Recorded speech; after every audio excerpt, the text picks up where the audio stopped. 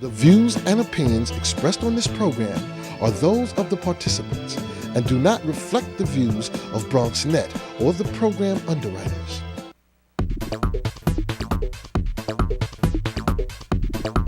BronxNet. Your voice, your views, your vision. Coming up on today's Verdict, we talk with a criminal law expert on the hot topic of street harassment and your rights as a victim. Plus, we will meet a grassroots organization here in New York that is taking a stance against street harassment and how you can help. So stay right here because today's Verdict starts right now.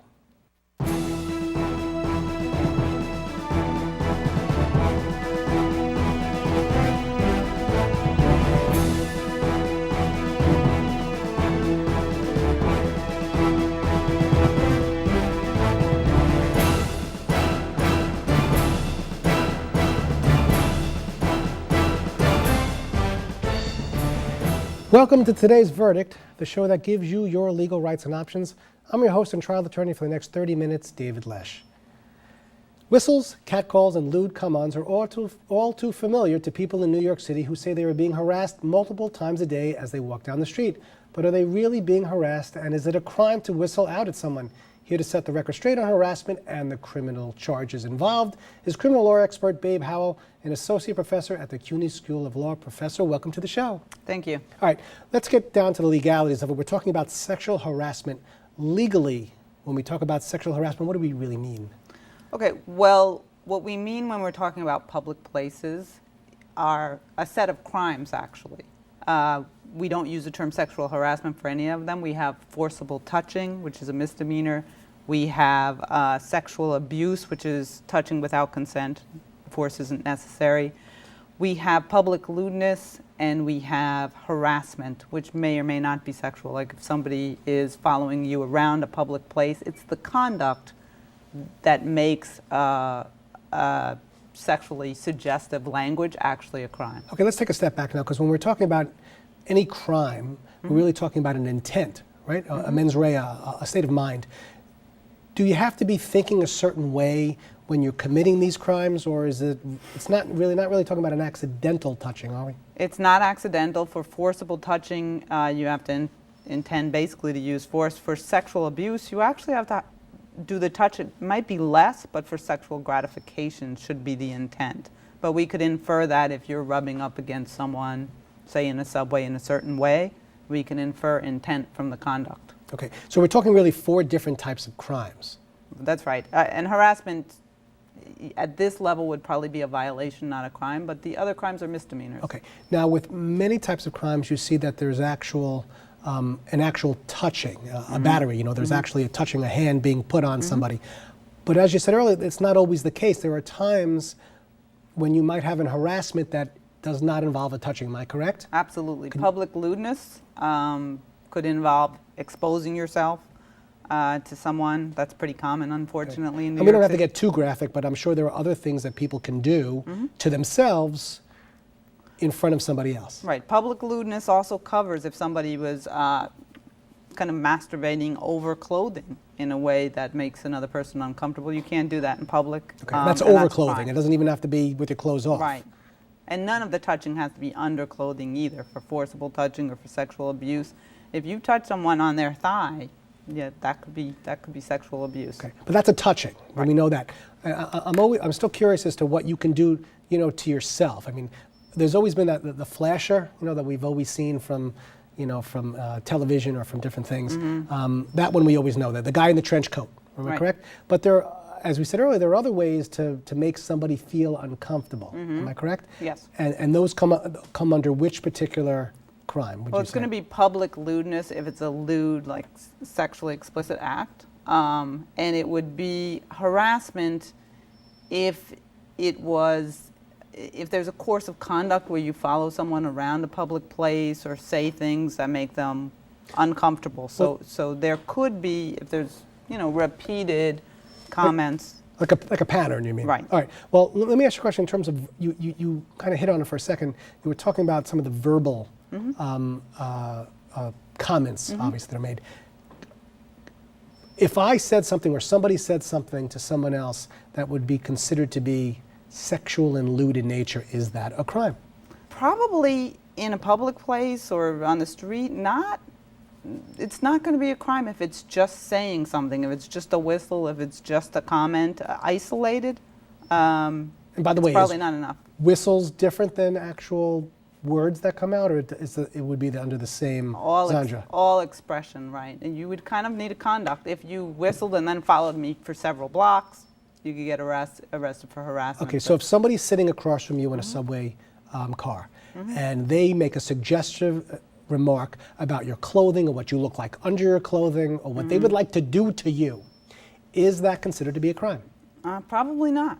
If there's a threat, then that changes. It could be a crime, but not just saying, just talking. Okay, well, some people would say that some people would consider those words threatening. What would be considered threatening? Well, typical threats are imminent. I will do X to you, and they're usually about violence, physical injury. That they will do the forcible touching. In Right. other words, so that would fit under that crime. Slippery slope there, because what somebody else might be saying to you is what might be lewd in terms of how you look. That seems to be fine, but once they say, and I want to do this to you, which is a touching, then that's considered to be a crime. Right. I mean, even saying I want to touch you in this way is probably not getting to the threat. I mean, an isolated, you look great, I'd like to do this, is probably, and probably not that polite, is probably not going to be captured under these crimes. Let's give an example to the viewer. Give me an example where one of these four comes up. Forcible touching is going to be groping. It includes grabbing or squeezing. It doesn't have to be serious force. You're going to see the sexual abuse where somebody also rubs up against someone. And either of those are misdemeanors. You can end up having to register as a sex offender for 10 years. Yeah, I was taking a look at that now. So it's a 10-year registration, so that's a lot. And yet it's a misdemeanor, but it's still 10 years, am I correct? Yes. Can it turn into a felony at any point? Yes. So two things. One is, typically you would need to be convicted twice of forcible touching or sexual abuse, or one of each, to have to register as a sex offender under the Sex Offender Registration Act. Or if the victim's less than 18.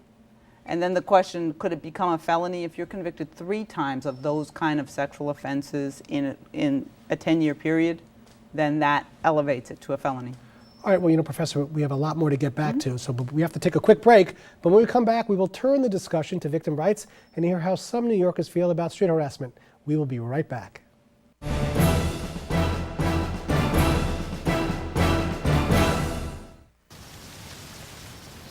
So here are the keys. Congratulations, it's officially yours. I'm sure you'll have many happy years here.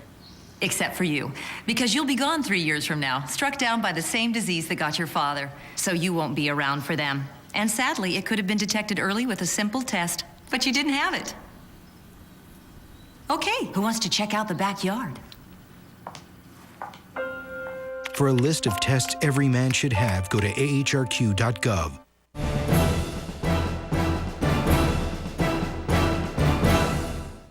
Welcome back to today's Verdict. I'm your host, David Lesch. We want to hear from you, so send us your questions, comments, or show ideas to davidlesch@bronxnet.org, or check us out on Facebook at www.facebook/today'sverdict. Joining us during today's discussion on street harassment and your rights is Associate Professor at the CUNY School of Law, Babe Howell. Once again, Professor, thanks for joining us. Let's get back into the courtroom now, if we could. You've identified your perpetrator on the subway or on the bus, and maybe you've even taken a picture. You've given it to the police, and the police have tracked down the individual. Tell me, what's the next stage? What ends up happening in terms of the criminal prosecution? Okay, so the complainant, the person who reports this to the police, will be asked to, fill out an account of what happened. It might only be a couple of sentences, really, describing what happened and swearing it to be true. The prosecutor may call and interview that witness too. But typically, these are misdemeanors, and they go to misdemeanor prosecutors who are inundated with quality of life, victimless crimes. And unfortunately, these cases can get a little bit lost in the system. Often people will take pleas to lesser charges, or cases may even be dismissed, but there could be mediation, there could be community service, or there could be a conviction or a plea to the charge. Oftentimes the victim won't actually know exactly what happened. Well, that's what I was going to say. It would seem to be so hard just to even know who this person was, because they could just vanish right into the crowd. So if you're lucky enough to get your cell phone out and to take a picture, or if somebody else is lucky enough to hold him, then that would be different. But by the way, I'm jumping to the conclusion that it's the him. Is it always a him, or are there females who do this as well, by the way? I think that it happens among, it could be a guy or it could be women, and it could be kids daring other kids. It could be a lot of different circumstances lead people to act inappropriately. I do think the majority of offenders and repeat offenders tend to be men. I'm sorry, the offenders are men. And the victims tend to be women or LGBT or otherwise vulnerable population. The statement obviously has to be very detailed that the victim actually fills out. Doesn't have to be that detailed. I mean, a typical complaint may say at 5 p.m. on the 6th train, a man rubbed up against my buttocks with the front of his pants or something like that, or with his hand. Now, you had said earlier that because it's a misdemeanor, it looks like the prosecutors are inundated with so many. Do they just pick and choose which ones they feel they want to go after? And if so, how do they decide which particular sexual harassment prosecutions they want to handle? I mean, I think prosecutors really are the most interested in crimes with victims. But when you have when you keep getting lots and lots of marijuana cases, bikes on the sidewalk, all these other crimes, you can lose track of those cases with victims. There can be issues of proof if you don't get that photograph.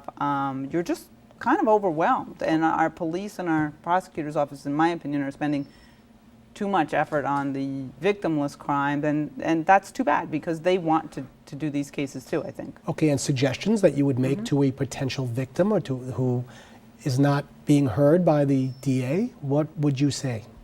I mean, you should get a friend, you should try to call, you should organize around community hotspots and try to encourage the prosecutor to go ahead with your case if that's what's important to you. You might choose, I think mediation would be good for this person. I think, most people spend at least a day in the system. So you might think, punishing somebody by giving them a lifelong conviction and 10 years as a sex offender is kind of using a very big hammer against a very small fly. So, you should try to contact the prosecutor and try to let them know what you'd like to see happen. I want to get one last question before we let you go. Does this seem to be like an area of the law that is growing or shrinking, or something else? I think it's growing in terms of statutes that cover this area of the law. But we still have a problem with, really arresting perpetrators. We need more folks out there looking for them and pursuing the cases in the criminal courts because of the other cases. Okay, we're actually going to keep you here, by the way, because we have some packages we want to go to. We've been talking to the legal experts about street harassment, but we really wanted to know what your reaction might be if you saw someone being harassed in public. Would you try to help, or would you walk away? Let's hear what some people had to say. If I saw a woman getting harassed, I would jump in. I think that society kind of has a problem with getting in the business of others. But I think being a bystander is just as bad as doing something yourself, I think the most important thing to do in that sort of situation is try to stop it, or at least handle the situation as it is occurring, because, once that person gets off the subway, they can disappear into a multitude of people and they may very well get away with it. But if you can do something in the moment and actually, just a quick word, it's like, hey, I don't think she appreciates that, that can go a long way. I guess it really depends on the situation, because, if it's like the other day I saw, a homeless man talking to some woman, and she seemed couldn't tell if they were, supposed to be together or if she wasn't having it, and It really depends if it's affecting the other person or if they look like they need help. If like it's not bothering anybody, then I guess nobody really cares. I'm going to NYU, so I've only been here in New York for like about a week and a half now, and I've already seen a lot of what you're talking about. There's a lot of, I think, misogynistic harassment against women here that I've seen, at least, being a guy. And I come from the Midwest, and being a Midwesterner, it's very like in my culture to, the right thing to do is to step in a situation like that. I think that if one person kind of takes off a hands-off approach and is disinterested and thinks that they're not going to really be able to make a difference, then that, like in mass, creates a butterfly effect, and no problems are ever going to be solved if everyone just kind of steps down. Well, you know, it's nice to hear that certain people might come to the aid of somebody else. I would think that some people might not also. With respect to your experience in this type of area, do most people help out, or do they look the other way and walk away? I've seen both. I see more people, especially when there's just some very unwelcome or rude comment, not saying anything or doing anything, which is unfortunate because we cannot, you know, courts, crimes, prosecutors, even police can't stop this. Only people really can organize to prevent this kind of harassment. But there is a risk of getting up and walking over to a complete stranger who is, you know, harassing somebody in a certain way, because this is still, you know, New York City. It's still a subway. You don't know what weapons or whatever anyone is carrying. No one's frisking you when you walk into a subway car. So I guess it may be understandable. Certain people would be afraid, but certainly you could say something without having to jump on somebody's back. Am I correct? You know, I think you can, and I think most people who do this kind of harassment are not, you know, going to take it to the next level and be physical, especially if there's a bunch of people around. You have to use your judgment and not jump on someone in a What would you lonely recommend place. a bystander do? Bystander sees this, what does a bystander do? I mean, I do think that it's really useful to use your phone, and you're going to hear more about this later, to kind of take pictures. Okay. And I think it's fine to say, like these guys were suggesting, excuse me, she's not appreciating that. Wow. Okay, well, we're definitely going to have you back.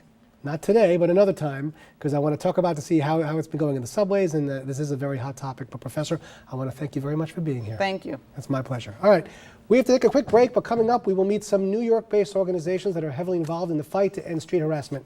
We'll be right back.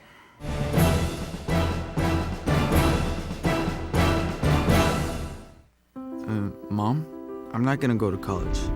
What are you saying? You've got to go to college. Well, they offered me a job, and... Son, college is much more important. No. Yes. No, Mom. Yes. Anyways, it's my decision. Okay, well then decide what degree you're going to get, because you will go to college. Their tomorrow depends on your words today. The Hispanic Scholarship Fund has the information you need to help your kids go to college. Did you buy the flashlight and the batteries? Yes. Did you make sure we're not missing anything in the first aid kit? Yup.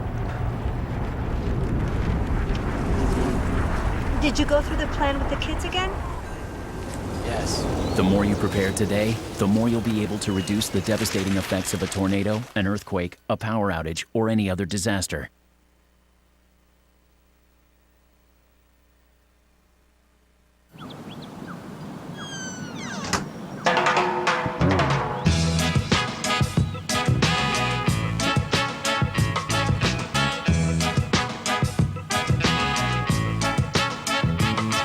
Hands can do incredible things. Now they can even help save a life with hands-only CPR. If you see an adult suddenly collapse, just call 911, then push hard and fast in the center of the chest until help arrives. Learn more at handsonlycpr.org.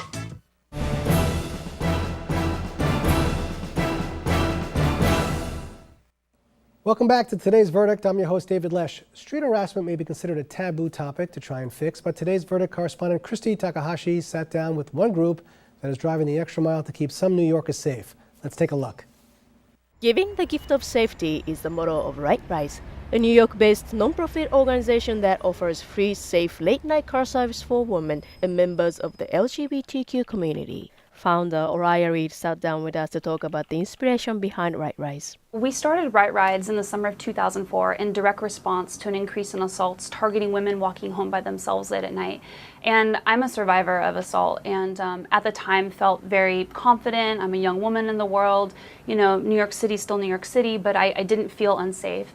And over the course of that summer, I learned about yet another assault and yet another assault. And it was really devastating because I felt I wasn't safe in my community anymore. I didn't want to walk around. I felt like the only thing I wanted to do was shut myself inside. And my partner at the time realized that I was going into a very dark place and said, well, what do you want to do about it? And my response was, I want to give everybody a ride home. And so Right Rides was operational within 4 weeks, and we've been going ever since. We started off using our own car with 2 volunteers operating in 3 neighborhoods. And 7 years later, we are in 45 neighborhoods across 4 boroughs. We're driving our 5,000th rider home very soon. And we're made possible by 200 community-based volunteers. So truly, it's been a very organic growth because it's needed. The community really supports Right Rides and is invested in Right Rides because it shouldn't be a luxury to get home safely. And that's what we truly feel. Right Ride is operational thanks to community-based sponsors and hundreds of dedicated volunteers, some who've been victims of street harassment or assault. Right Rides is unique. There's no other service like it in the entire world, specifically to reduce sexual violence. So I think that it's been amazing to see that we've been able to grow and be sustained over this time, and I'm really proud. For more information on getting a right ride home, call 888-215-7233 or visit rightrise.org.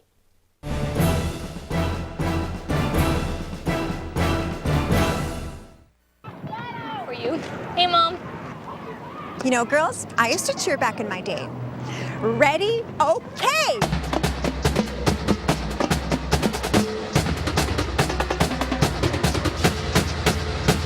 Go team! That was amazing. Mom, that was amazing. You don't have to be perfect to be a perfect parent. There are thousands of siblings in foster care who'll take you just as you are. Joining us on today's show is Hollaback's Emily May, Executive Director and co-founder of Hollaback.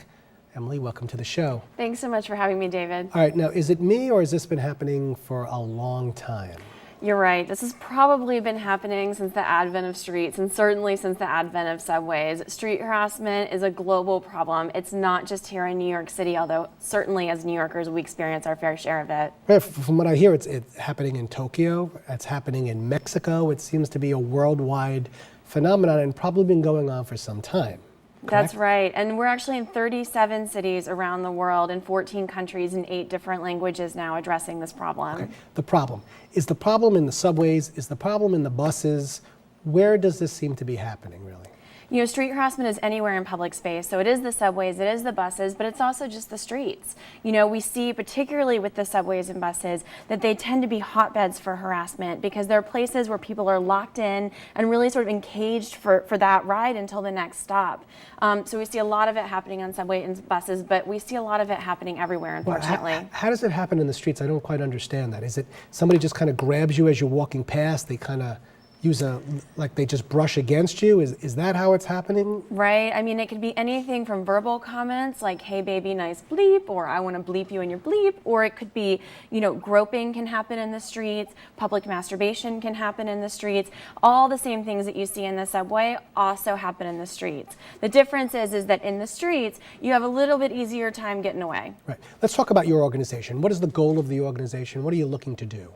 Hollaback is an international movement to address street harassment, and our goal is to get people to share their stories and to use those stories as a mechanism to create awareness around street harassment and to ultimately bring an end to it. Because it's funny, I have a friend of mine who, when I told that I'm doing a show on this tonight, said, well, that's been happening to me all the time. Yeah. And I would never have known that. Yeah. I guess what we want is we want people to watch and say, hey, wait a second, this isn't right, this happened to me. And by the way, if that is somebody watching this, what do they do? Where do they go? Where do they go? They go to ihollaback.org, which is our website, to share their story. And my story is very similar to your friend's story. You know, I felt very alone. I felt like I was the only one, and I felt like I wasn't strong because it hurt me. And it was really realizing that, no, this happens to everyone, and everyone has the same reaction that I do. That was part of the inspiration for starting the site. Were you able to find out who your attacker was, or did they just vanish into the crowd like most attackers do? I mean, you could start counting in verbal harassment, and you're not talking about one attacker. You're talking about, you know, multiple harassers each and every day that particularly are vulnerable or young people. You know, we get stories on the site as early as 5, 6, 7. I mean, this is not just something that happens to, yes. What is the typical age range that this really seems to affect? Is it the young lady in their teens, in their 20s, 30s, 40s? What seems to be the sweet spot here? You know, there is very little data, unfortunately, on street harassment, but what we do see is this age range between around 15 to 25 tends to be a time when people are getting a lot of harassment. It's one of the first times that young girls are allowed out on the streets by themselves. And it's also, you know, I think a time where people appear to be more vulnerable. They seem like they have less access to resources or, you know, to really combat what's happening to them. Well, is it also happening during a particular time of the year, summer, because the clothing that people wearing is much more revealing?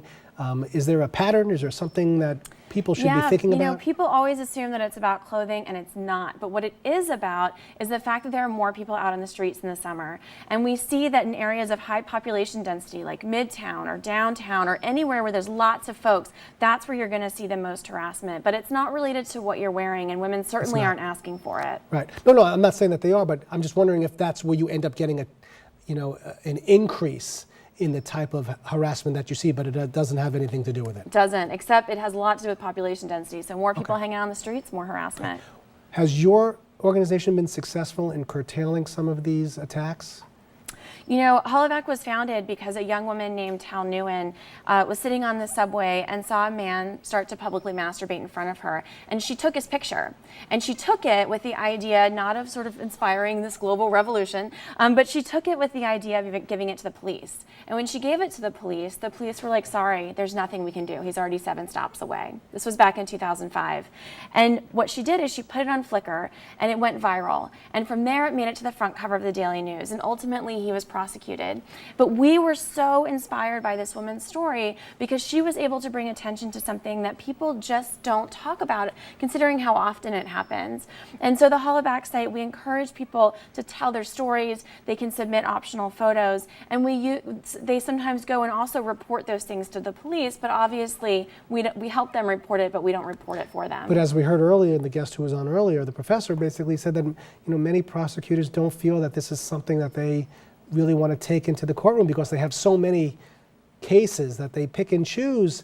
It looks like sometimes the victims are left out. Do you find that's happening, or do you think does it look like the prosecutors are taking these cases seriously? It really depends. I mean, a lot of the cases that we see go into the public eye, and anytime something makes it to the news, it becomes an issue that obviously they want to catch the guy and they want to end it and this, that, and the other.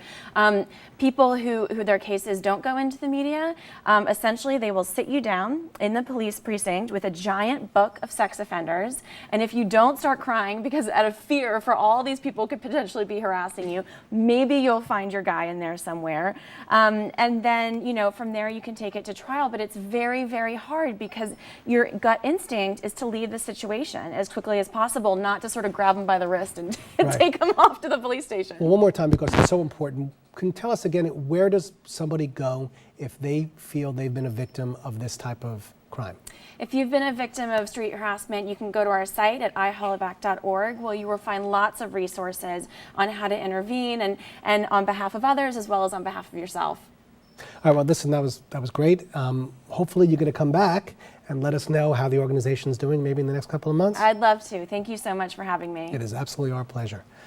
All right, well, that's all for tonight. It's now time to deliberate. I'd like to thank our guests for joining us and, of course, you for watching. Remember, if there's a legal issue or topic you would like to see on the show, email me at davidlesch@bronxnet.org. And until we see you again, always remember, know your rights, know your issues, reach your verdict. We'll see you next time.